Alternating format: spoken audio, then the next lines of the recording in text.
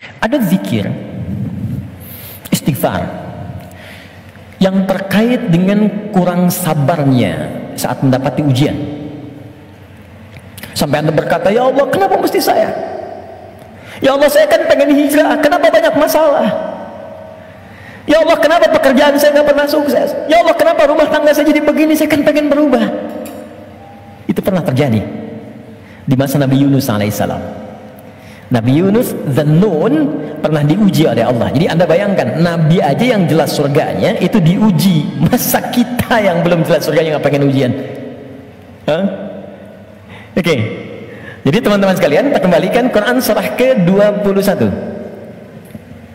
ayat 87 sampai 88. Wa dhannuni idh dhahaba mughadiban wa dhanna an lan naqdira alaihi. Dan aku perkenalkan, kata Allah, aku buka kisah Dzannun, Yunus alaihissalam, yang aku tugaskan. Jadi Yunus punya tugas alaihissalam berdinas di bumi sebagai rasul. Tantangannya nggak mudah. Maaf ya, ada yang kemudian mencela, ada yang menghina, ada yang menghujat, sampai naik ke kapal, sampai dilempar ke laut, sampai ditelan ikan paus. Puncaknya, sampai puncaknya. Saya mau tanya pada Anda, kalau ditelan ikan paus, kira-kira pengap atau tidak? Sudah pernah masuk? Gelap ya? Kita bayangkan, gelap, pengap, sulit kan? Tapi yang ingin saya katakan begini, Nabi Yunus pada saat itu muncul sisi kemanusiaannya. Keluar kalimat begini, ya Allah, kapan kau tolong saya? Tuh. Idza mughadiba fa dhanna alla naqdir alaihi. Dia kira kami nggak akan tolong. Dia berkata, ya Allah, kapan tolong saya? Kemanusiaannya. Cuman karena beliau nabi dan rasul, punya sifat ma'sum, maka diturunkanlah bimbingan oleh Allah untuk menjaga beliau supaya terbebas dari kesalahan. Dijaga. Itu sifat ma'sum dari nabi dan rasul. Maka kami turunkan zikir kepadanya untuk mengatakan, kamu jangan mengeluh. Ini ujian. Maka diajarkan zikir oleh Allah untuk mengentaskan keluh kesahnya. Setelah keluh kesah hilang, maka semua kenikmatan didatangkan kepadanya. Tapi yang paling menarik, di ujung ayatnya ditutup, akan ada orang beriman melakukan keluhan yang sama di masa depan, walaupun nggak masuk ke perut ikan paus. Makanya kalimat Allah ketika membebaskan Nabi Yunus dari perut ikan paus setelah berzikir itu, kalimatnya fastajabna lahu fanajjaynahu minal ghamm. Kami cepat jawab doanya. Jadi begitu berzikir, dikabulkan oleh Allah, ditutup semua dosa-dosanya. Dosa mengeluh ditutup, dosa seakan menyalahkan Allah ditutup. Ketika ditutup, kami selamatkan dari kesulitannya, kami limpahkan rezeki yang pernah dirasakan oleh ia sebelumnya, bahkan lebih. Tapi belum selesai ayatnya. Wa kadzalika nunjil mu'minin. Demikian pula kalau ada orang beriman tanpa batas di masa depan, umat siapapun dia, mengeluhkan peristiwa serupa, kalau dia melakukan zikirnya, aku lepaskan dari kesulitan yang menghimpit, aku berikan kebahagiaan tanpa batas. Saya tanya pada Anda, pernah nggak ada yang mengeluhkan ujian Allah dalam pekerjaan misalnya, di rumah tangga? Ya Allah, kenapa mesti saya? Ya Allah, why me? Kata Allah, why not? Ya Allah, kapan ini berakhir? Sebentar lagi. Ya Allah, ya Allah, ya Allah, kenapa saya? Ya Allah, saya kan pengen baik. Udah pengen hijrah, bagus, datang ke masjid, tampilan bagus, sendal paling bagus, pulang hilang sendal. Ya, ada aja gitu kan? Dan kita menuntut. Ya kata Allah tuh, kamu ini bagaimana? Nabi dulu aja diuji. Tapi Allah turunkan zikir untuk menghilangkan itu semua. Sebelum sampai pada zikirnya, teman-teman sekalian, Allah turunkan standar menghadapi ujian semacam ini. Ini pernah saya sampaikan sebelumnya. Jadi untuk menguatkan teman-teman dan saya serta kita semua, di standar ujian itu gini.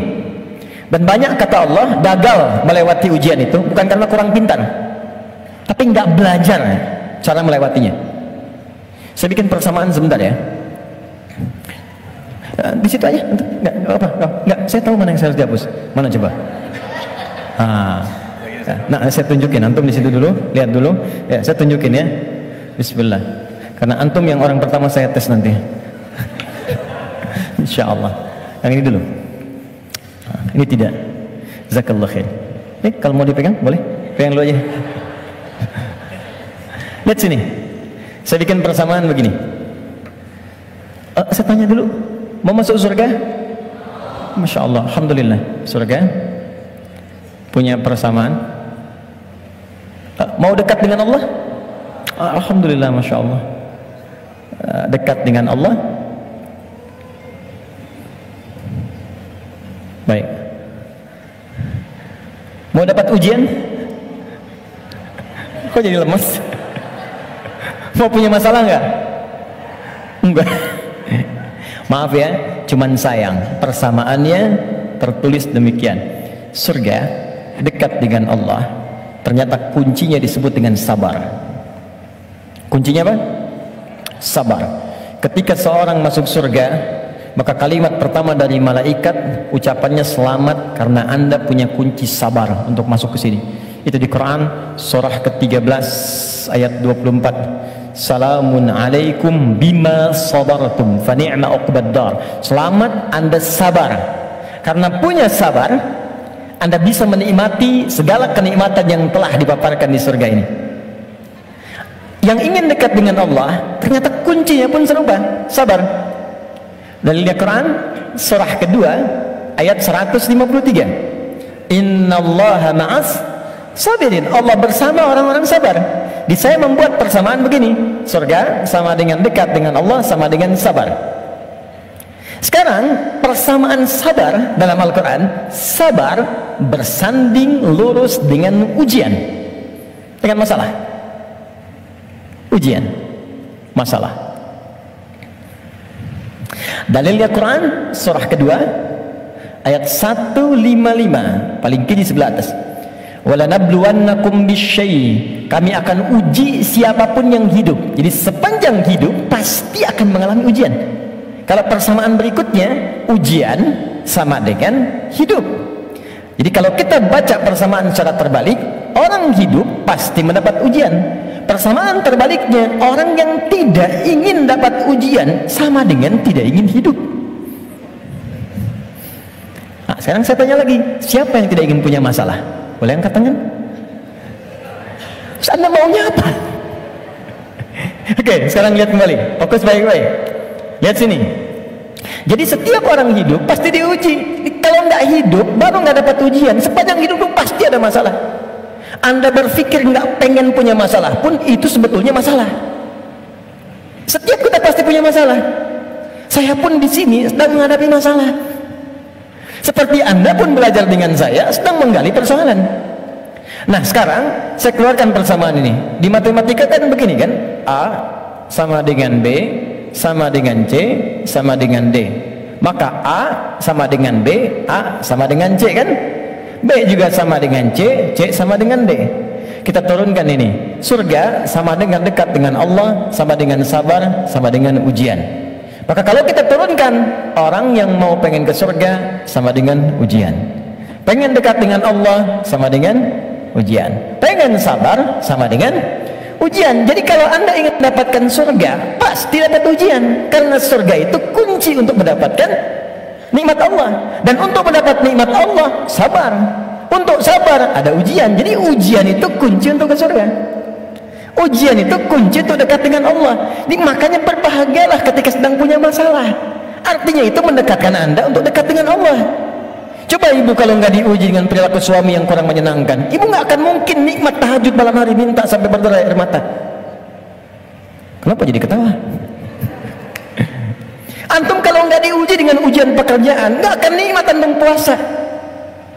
Bukankah tahajud datang saat pekerjaan mulai macet? Saat akhir bulan uang belanja belum keluar? Baru kan mulai ya Allah. Terus puasa, terus baca Quran. Di kadang-kadang ujian itu muncul supaya kita bisa menikmati kedekatan dengan Allah. Di ketika Anda mengatakan, ya Allah, aku ingin ke surga Firdaus. Baik, nih ujian. Ini masalah. Cuman supaya gampang mengatasi itu, diturunkanlah fikihnya, muncul caranya. Bagaimana supaya ringan menghadapi ini? Jadi bukan gelar yang dibutuhkan di sini, pelajaran. Anda nggak belajar, nggak lulus ujian. Sekarang ini ada ujian kehidupan, nggak dipelajari, status Anda setinggi apapun gagal. Bagaimana rumusnya? Sebelum kita ke kalimat yang kita akan bacakan, maka turunan di Al-Quran ada 3 rumus. Pertama, kalau Anda sedang menghadapi masalah, kalau tidak ingin rumit, baik di kantor, di rumah, dimanapun, pertama kata Allah berlaku Quran surah kedua ayat 286. La yukallifullahu nafsan illa. Ini nih rumusnya. Prinsip pertama, tolong tanamkan dalam jiwa kita. Mustahil Allah menguji seorang hamba di luar batas kemampuannya. Kalau kita bahasakan ini ke dalam bahasa psikologi, itu akan menenangkan jiwa kita. Kalau Anda sedang diuji, katakan, kata Al-Quran, bisa, mampu.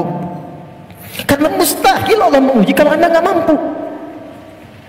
Teman-teman maaf ya, yang mampu itu Anda, bukan saya. Ketika Anda punya masalah sebesar apapun sekarang, Anda mampu, saya tidak. Karena itu Anda yang diuji, bukan saya. Allah menilai Anda mampu. Kenapa Anda pesimis? Allah menciptakan kita mengatakan Anda mampu. Kenapa kita yang diciptakan pesimis? Nikmati saja, katakan pasti bisa. Mampu saya. Kita yang punya ayatnya, orang Jepang yang praktekkan. Bahkan dia bikin benteng Takeshi. Kamu bisa, kamu bisa, kamu bisa. Hanya untuk menaklukkan Takeshi. Ya kita punya. Saya senang baca ya, senang baca dulu lihat. Nonton tidak? Cuma saya senang lihat baca apa gitu kan. Baca saya tahu. Son Goku musuhnya Piccolo, penulisnya Suzuki Watanabe, saya tahu itu ya. Nah, jadi tapi bacaan saja ya. Liverpool kalah 2-0 sama Chelsea, saya tahu nih. Nah, balik sini, kembali ke awal tadi. Jadi ya itulah ujian. Kita mampu. Yang kedua, rumus kedua, Quran surah kedua Al-Baqarah di pertengahan ayat ya, yuridullahu bikumul yusra wala yuridu bikumul usra. Paling gampang al-insyirah, inna ma'al usri. Itu secara psikologis itu akan menguatkan kita. Dikata Allah, kalau engkau sedang punya masalah, katakan pada dirimu, pasti mudah, pasti ada solusinya. Jadi kalau diri kita begitu, itu akan ringan menghadapinya. Maaf ya, dibandingkan Anda menulis status, nggak akan selesai. Ternyata kamu tidak seperti yang aku kira. Capek. Udah aja, pasti selesai, pasti bisa. Nah sekarang persoalannya, cara kita mengatasinya, ikhtiarnya bagaimana sekarang? Nah supaya kuat, maka kadang-kadang ada tindakan yang keliru. Kadang mengeluh, kadang curhat nggak jelas, kadang cerita ke orang, alih-alih kemudian kita mengadu kepada Allah, atau puncaknya malah menyalahkan Tuhan. Maka diturunkanlah oleh Allah sebuah zikir lewat lisan Nabi Yunus alaihissalam, yang kalau dibacakan seketika Allah tenangkan keadaan jiwa, dibuang keluh kesah, dan langsung diberikan jalan terbaik untuk mendapatkan nikmat yang diharapkan. Apa bentuk zikirnya? Quran surah ke-21 ayat 77-nya. Wa nada fil zulumati alla ilaha illa anta subhanaka inni kuntu minadh. Itu zikirnya. La ilaha illa anta subhanaka inni kuntu minadh zalimin. La ilaha illa anta subhanaka inni kuntu minadh zalimin. Ini umum. Bisa di jabatan mungkin kurang menyenangkan, bisa di harta benda, bisa di persoalan. Nabi Yunus kan dia menjabat sebagai rasul, cuma dikerjai oleh orang, dilempar ke perut ikan paus sampai keluar. Bahasa Qurannya, wa kadzalika nunjil mu'minin. Kalau ada orang beriman berzikir seperti sama yang dikerjakan oleh Yunus, kami selamatkan ia seperti kami selamatkan Yunus alaihissalam. Boleh dikerjakan pasca salat. Langsung perintahnya di Al-Quran. Jadi kalau secara pribadi bacakan Rabbana zalamna anfusana, zikir terkait tadi bacakan ini. Bonusnya ada juga kan penyakit yang suka memvonis diri. Ya Allah, aku kok malah sakit begini, kenapa mesti aku yang sering tahajud, sering puasa, kenapa begini? Lakukan zikir Nabi Ayub alaihissalam. Bukan hanya diberikan ketenangan pada jiwa, bahkan diberikan kesembuhan. Diberikan kesembuhan. Saya berani mengatakan ini karena saya coba praktekkan di kalangan teman-teman spesifik, dan hasilnya 100%. 100%. Ini ada saudara kita yang sedang ikut karantina dari Goa, cukup jauh, Makassar ke sana, 30 orang, rata-rata di atas 50 tahun, 53, 57 sekian, sekaligus pendidikan imam. Sekarang di Sukabumi, ada di antara mereka yang matanya satu nggak ngelihat, satu. Coba saya sampaikan pesan Al-Quran ini, saya datang, saya kunjungi ke sana, saya sampaikan begini cara menghafal. Anda bacakan doa ini sebelum menghafal ini, setelah menghafal ini. Kalau ada hajat khusus, cari di Al-Quran. Saya tunjukkan beberapanya. Tahu apa yang terjadi? 2-3 hari ke belakang saya dapat berita, ternyata yang nggak melihat ini, hari pertama, kedua, ke-13, ke-14, ke-15 tiba-tiba remang-remang melihatannya. Begitu masuk hari selanjutnya, dia buka kamar mandi masih pakai handuk, langsung ada cahaya. Ini nyata, kelihatan semua benda yang di situ, bisa melihat kembali. Dia keluar seketika, dia langsung sujud bersyukur kepada Allah Subhanahu wa taala. Ini kisah nyata, saya tidak mengarang. Nanti mungkin sebentar lagi ke depan akan kita sampaikan untuk share kepada yang lain. Ada kemuliaan. Jadi kalau makhluk mengatakan mustahil, itu tanda dari Khalik, tinggalkan makhluk, minta pada Allah. Nah, ada zikir Nabi Ayub alaihissalam untuk menghilangkan keluh kesah ketika sakit. Itu di Quran surah ke-21 ayat 83 sampai 84. 84 jawabannya. Wa ayyuba idz nada rabbahu, zikirnya anni massani yadhurru wa anta arhamur rahimin. Allahumma anni massani yadhurru wa anta arhamur rahimin. Ya Allah, penyakit ini sudah mengganggu saya, melukai saya, sedangkan Engkau yang paling sayang kepada saya. Kalau yang paling sayang saja tidak menyembuhkan saya, kepada siapa lagi saya mesti meminta?